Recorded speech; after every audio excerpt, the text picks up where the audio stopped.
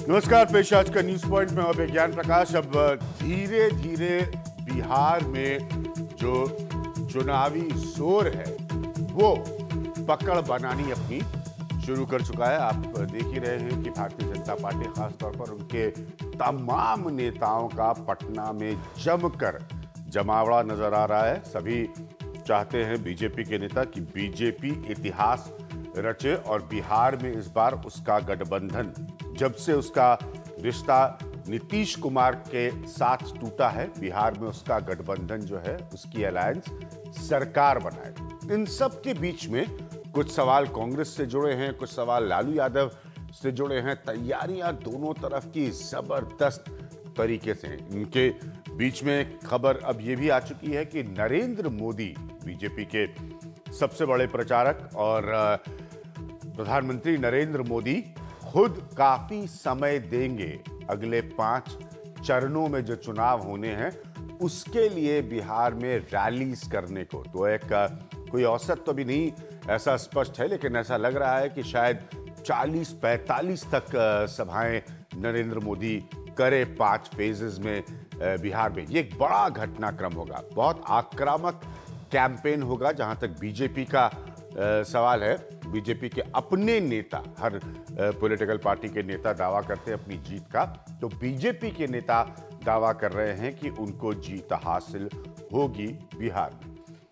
दूसरी तरफ वो गठबंधन जो इस बीजेपी के गठबंधन को टक्कर दे रहा है, जिसमें अब एक बड़ी और अहम सियासी भूमिका नजर आने लगी है एकदम साफ, वो है लालू प्रसाद यादव की। बल्कि ये कहा जा रहा है कि ये बिहार का चुनाव जो है वो हो सकता है सियासी तौर पर लालू यादव के बड़े बदलाव का चुनाव हो सकता है। ऐसी तमाम जो आपको अखबारों में रिपोर्ट्स पढ़ने को मिलती हैं, आकलन पढ़ने को मिलते हैं, वो बता रहे। इसीलिए ये दिलचस्प है कि लालू यादव और सोनिया गांधी, किन्हीं कारणों लालू यादव और सोनिया गांधी वो साथ साथ कैंपेन नहीं करेंगे। अब इसकी बातें इसके पीछे की उसे हम टटोलेंगे, लेकिन फिलहाल ये एक दिलचस्प घटनाक्रम है। तो अगर आप कैंपेन के तराजू पर रखकर देखिए तो एक तरफ नरेंद्र मोदी हैं, जिनके बारे में कहा जा रहा है कि वो ज्यादा से ज्यादा कैंपेन करने की कोशिश करेंगे, ज्यादा से ज्यादा अगले 5 चरणों में सभाएं करने की कोशिश करेंगे।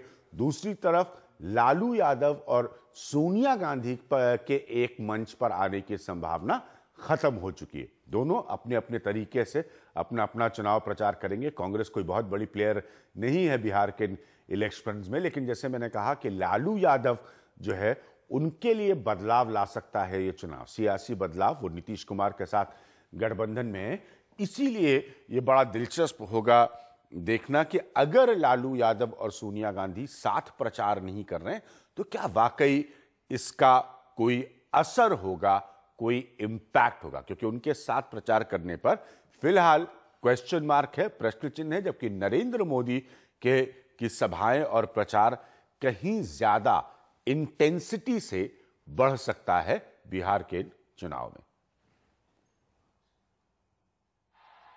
बीजेपी अपने सबसे बड़े स्टार प्रचारक से बिहार में कॉर्पोरेट बॉम्बिंग कराने जा रही है, यानी एक के बाद एक रैलियां। 2 अक्टूबर को बांका रैली के बाद प्रधानमंत्री नरेंद्र मोदी अब 8 और 9 अक्टूबर को 7 रैलियां करने जा रहे हैं।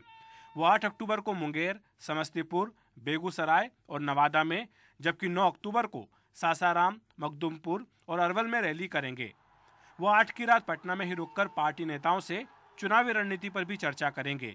बीजेपी के मुताबिक पीएम ने कहा है कि प्रचार के लिए जितना समय जरूरी होगा वो उतना देंगे। देखिए, 8 को माननीय प्रधानमंत्री जी की 4 सभाएं हैं और 9 को 3 होने वाली है। और प्रधानमंत्री जी की पूरे बिहार में जिस प्रकार से मांग है, हर विधायक का कैंडिडेट जो है वह चाहता है कि माननीय प्रधानमंत्री उसके क्षेत्र में आए। ये तय हुआ है कि हर चरण के चुनाव में मोदी 2 दिन प्रचार करेंगे, यानी हर दिन 3-4 रैलियों के हिसाब से बिहार चुनाव खत्म होने तक पीएम की रैलियों की संख्या 40 तक भी पहुंच सकती है। दिलचस्प यह है कि प्रधानमंत्री बनने के बाद से ही मोदी ने विधानसभा चुनाव में जमकर प्रचार किया और दिल्ली छोड़ हर जगह पार्टी को उससे फायदा भी हुआ है। महाराष्ट्र में मोदी ने सिर्फ 10 दिनों में 24 रैलियां की, झारखंड में 6 दिन में 9, हरियाणा में 8 दिनों में 11, जम्मू और कश्मीर में 25 दिनों में 9 और दिल्ली में 5 दिनों में 5 रैलियां की। कुल मिलाकर के 5 और 6 विधानसभा जोड़ करके ही एक कार्यक्रम हो पाएगा माननीय प्रधानमंत्री जी का। दूसरी तरफ ये पूछा जा रहा है कि पटना के गांधी मैदान में महागठबंधन ने जो साझा रैली की थी, क्या उसे दोहराया जाएगा। फिलहाल यही दिख रहा है कि महागठबंधन के आला नेता अब एक दूसरे के साथ मंच साझा नहीं करेंगे, यानी सोनिया और लालू एक साथ नजर नहीं आएंगे।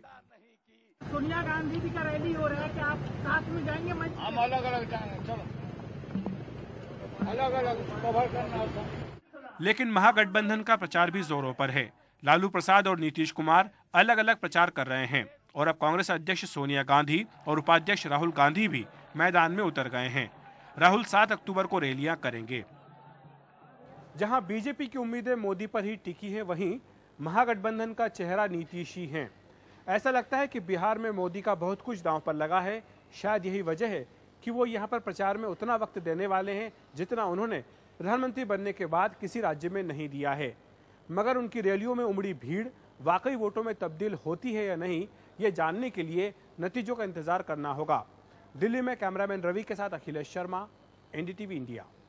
और मेरे साथ दो मेरे वरिष्ठ सहयोगी हैं। अखिलेश मेरे साथ है यहाँ पर, मनोरंजन मेरे साथ है। मनोरंजन, पहला सवाल आपसे, क्योंकि बहुत कुछ बड़ी तेजी से बदल रहा है बिहार के सियासत में। लालू यादव का मैं बार बार कह रहा हूं कि एक तरह से सियासी बदलाव है, रिसर्जेंस है। लालू यादव और सोनिया गांधी का मंच ना साथ में शेयर करना, ये आखिरी के चरणों के बड़े प्रचार की स्थिति में, इसका कोई प्रभाव, कोई इसका असर होगा? देखिए, अलग अलग क्षेत्र हैं और अलग अलग क्षेत्र होने के वजह से जो कंसंट्रेट किया है कांग्रेस पार्टी ने, जो सीमांचल का एरिया है या फिर मधेपुरा और इन सब एरिया है, उन जगहों पर जो है कांग्रेस कंसंट्रेट कर रही है। और जहां तक मुझे लगता है कि राहुल गांधी और लालू यादव के बीच जो तारतम्य है उसमें कुछ दिक्कतें हैं। यही वजह है कि शायद राहुल गांधी ने सोनिया गांधी को कहा होगा कि आप मंच साइन ना करें। आपको याद होगा जो ऑर्डिनेंस की बात कही थी, और जब वो ऑर्डिनेंस लाई थी यूपीए सरकार ने, तो यही राहुल गांधी थे जिन्होंने कहा था इस ऑर्डिनेंस को फाड़ देना चाहिए। तो स्थिति जो उस वक्त थी वही है। हालांकि एक मजबूरी में ये तीनों इकट्ठा हुए हैं, तो इनको लगता है कि एनडीए को हराना है, इसलिए इकट्ठा हुए हैं। और यही वजह है कि सब ने अलग अलग अपना क्षेत्र बांट लिया है और उन्हीं जगहों पर कंसंट्रेट कर रहे हैं। जी मनोरंजन, दूसरी एक और हकीकत है, हमने लालू यादव की सियासत वर्षों देखी है। वो जातीय भाषा कसकर बोलते हैं इलेक्शन टाइम में, चुनाव में। कांग्रेस को एक स्तर के बाद, क्योंकि कांग्रेस एक राष्ट्रीय पार्टी है, वो अपनी आइडियोलॉजी, अपने प्रिंसिपल्स की बात करती है, तो कहीं पर वो एक असमंजस, एक तकलीफ कांग्रेस को भी होती होगी, क्योंकि लालू यादव की जो पॉलिटिकल भाषा है बोलने की, वो चुनाव में बहुत जातीय आधारित रही है और आज भी है। देखिए अभिज्ञान, आप यहाँ जो रैलियां हो रही है, यदि महागठबंधन की बात करें तो नीतीश कुमार की रैली होती है, उसमें जो भाषा होता है, चाहे जो उनका भाषण होता है, वो काफी नपा तुला होता है। वो अपना एक रिपोर्ट कार्ड देते हैं। कांग्रेस का भी भाषण कुछ वैसा ही होता है, लेकिन लालू यादव के भाषण की कोई स्क्रिप्ट नहीं होती है, उसको कोई पॉइंटर्स नहीं होते हैं।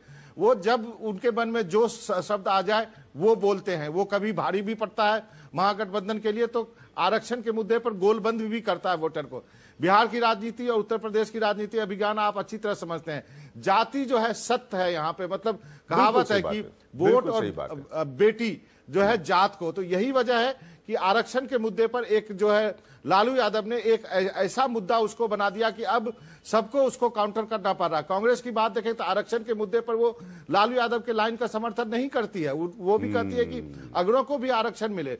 जितिन प्रसाद जो है कांग्रेस में इस मुद्दे को उठा रहे हैं। मनीष तिवारी की जो बाइट उस दिन आई थी मोहन भागवत की बात, तो उन्होंने भी करीब करीब वही बात कही थी कि अगड़ों को भी आरक्षण मिलना चाहिए जो उसमें गरीब है। तो दोनों में अलग अलग चीजें हैं, अलग अलग मुद्दों को लेकर। लेकिन लालू यादव जो है बिंदास बोलते हैं, बहुत ही क्राउड पुलर हैं, और उन्होंने एक तरह से अपने आप को बिहार की राजनीति में एक बार फिर से सेंटर स्टेज में ले आए हैं। उनका रिलीवेंस बना हुआ है। ठीक है उनकी। अखिलेश, अब ये जो पॉइंट जो मनोरंजन कर रहे हैं बड़ा दिलचस्प है, क्योंकि सही बात है, जो राष्ट्रीय पार्टियां होती हैं बीजेपी से लेकर कांग्रेस तक, रिजर्वेशन जैसा कोई अगर मुद्दा आ गया तो उनकी लाइन स्वाभाविक है कि क्षेत्रीय दलों से अलग होती है और होनी भी चाहिए।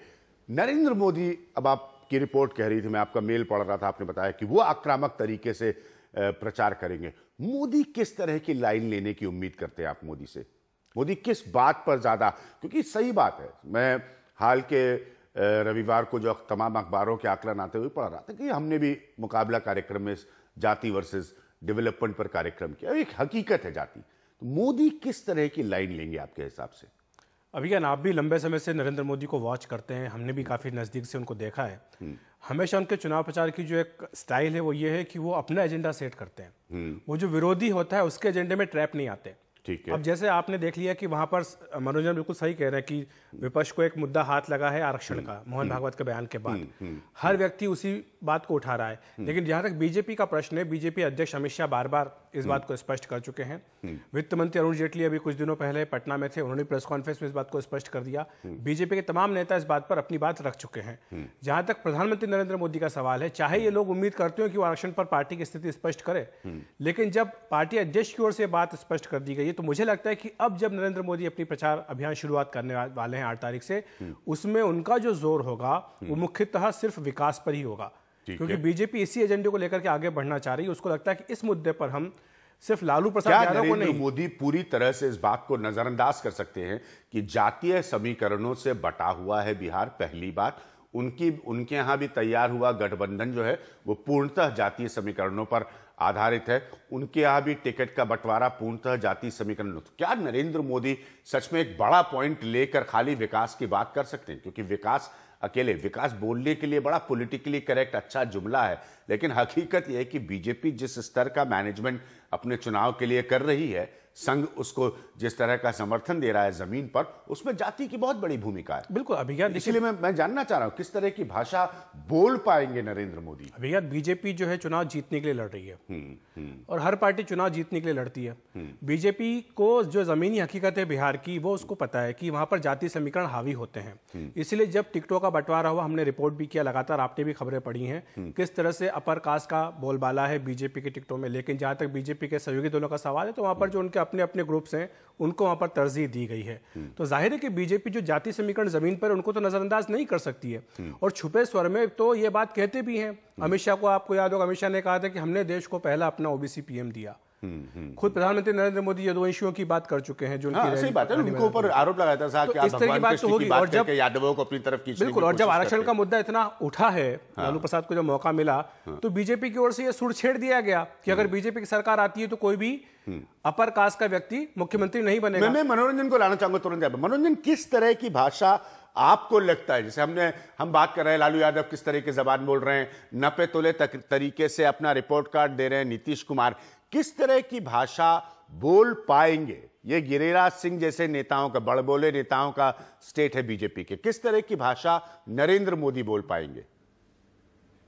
देखिए, प्रधानमंत्री है, हम सबकी उम्मीद है कि वो संयत भाषा ही बोलेंगे। वो बाकी जो है काम जो है वो दूसरे नेताओं के लिए छोड़ दिया गया, क्योंकि बीजेपी को लगता है कि जो जात की काट है तो वो धर्म ही है फिर। और आपने जात की बात की तो आप जब पटना आएंगे तो आप देखेंगे पटना में बड़े बड़े होर्डिंग लगे हुए हैं बीजेपी के भी, नीतीश कुमार का एक फोटो है, लालू यादव का एक फोटो है। बीजेपी के होर्डिंग में केवल 2 तस्वीरें हैं, एक प्रधानमंत्री की और एक बीजेपी अध्यक्ष की। और आज का एक अखबार आपको दिखाना चाहूंगा कि आप देखिए कि आज गठबंधन के सभी नेताओं की तस्वीरें यहां लगाई गई है। सुशील मोदी, पासवान है, मांझी है और ये सब है। और इस लड़के को आप नहीं जानते होंगे, ये जो है सन ऑफ मलाह मुकेश सहनी है। पहले कहा जा रहा था कि ये नीतीश कुमार को समर्थन देंगे, लेकिन अब ये एनडीए के समर्थन में है। और एक सबसे इंटरेस्टिंग बात मुझे लगी कि यदि आप जो राडू आपको दिखा सके, यहाँ पे एक छोटी सी तस्वीर है, यह है फूलन देवी की और उसके नीचे लिखा हुआ है वीरांगना फूलन देवी। तो आप समझिए कि बिहार के इलेक्शन में पहला फेज भी नहीं हुआ है। पहला फेज 12 अक्टूबर को होगा और एक जाति के एक वोट को लुभाने के लिए किस तरह से जो है पार्टियां फूलन देवी का फोटो लगा के वीरांगना फूलन देवी लिखते हैं, जिससे कि उनको मलाह समाज का तो आप और वोट मिल जाए। ये बड़ा यही है सच्चाई फूलन देवी वाला। हाँ, ये बड़ा देखिए मनोरंजन जिस पॉइंट को रख रहे हैं कि किस तरह से चतुराई से ये फूलन देवी का फोटो विज्ञापनों के माध्यम से आप जातियों के चेहरे लगा रहे हैं, जैसे मनोरंजन दिखा रहे हैं इस अखबार के माध्यम से। जरा गौर से देखिए ताकि सारे उनका जो कॉम्बिनेशन है, जिसे कहते हैं ना भाई सियासत में जो समीकरण तैयार होता है वो सब कवर हो जाए। तो उसमें आप देखिए फूलन देवी भी हैं, जीतन राम मांझी भी हैं, पासवान भी, जितने संभावित चेहरे हैं, इन संभावित चेहरों को रखकर फिर मनोरंजन 1,65,000 करोड़ का पैकेज अनाउंस करने वाले नरेंद्र मोदी क्या सिर्फ विकास की बात करके निकल जाएंगे? क्या वो उतनी कन्विंसिंग होगी सिर्फ विकास करके? क्योंकि नरेंद्र मोदी इस स्थिति में तो होंगे नहीं कि वो कोई जातिगत बातों की तरफ इशारा कर पाए। वो देश के प्रधानमंत्री, सबसे बड़े नेता हैं बीजेपी के। देखिए, जहां तक पैकेज की बात है, मुझे बड़ा अजीब लगा, 2 मुद्दे जो हैं वो गायब हो गए थे। जब मैं दिल्ली से आया था पिछले हफ्ते, तो मैं सोच रहा था कि शायद लोग जो है बिहार के डीएनए की बात करेंगे, क्योंकि जेडीयू ने इतने सारे सैंपल जो है पीएमओ भेज दिए थे। जो है कोई भी यहाँ पे बिहार की डीएनए की बात नहीं करता। और मुझे उतना ही ताजुब ये हुआ कि जो प्रधानमंत्री ने पैकेज की घोषणा की, उसकी भी जमीनी सच्चाई ये है कि कोई उसकी बात नहीं कर रहा है। यहाँ पे बात यहाँ पे किस चीज की हो रही है? बात यहाँ आरक्षण की हो रही है। बात यहाँ क्या हो रही है? बात लालू यादव के उस बयान की हो रही है, गौमांस की हो रही है। बात यहाँ किस चीज की हो रही है? बात यहाँ दादरी में जो घटना हुई है उसकी हो रही है। नीतीश कुमार के भाषण में जाइए, वो अपने कहते हैं कि हमने 68,000 किलोमीटर सड़कें बना दी, बिजली आ गई है। इन सब बातों में सच्चाई है कि चीजें सुधरी है। बात क्या होती है? आप बीजेपी की रैली में जाएं तो जंगल राज की बात होती है। उसके काट में नीतीश कुमार कहते हैं कि क्राइम रिकॉर्ड ब्यूरो का आंकड़ा दिखाते हैं कि बिहार का पोजीशन ये है और गुजरात का ये है और दिल्ली जहां केंद्र सरकार की पुलिस है वहां पे ये आंकड़ा है। तो ये मुद्दे, असली मुद्दे यही हैं। बाकी मुद्दे जो है टेलीविजन पे बहस करने के लिए, कोई पैकेज की बात नहीं कर रहा है, कोई बिहार के डीएनए की बात नहीं कर रहा है। विकास की बात दोनों तरफ से की जा रही है। बीजेपी वाले कहते हैं हम और विकास करेंगे। कई लोगों ने कहा कि अब लगता है कि केंद्र वाली सरकार की ही सरकार राज्य में हो तो जो फंड जो है वो रुकेगा नहीं। तो ये सब भी बात है। ठीक है।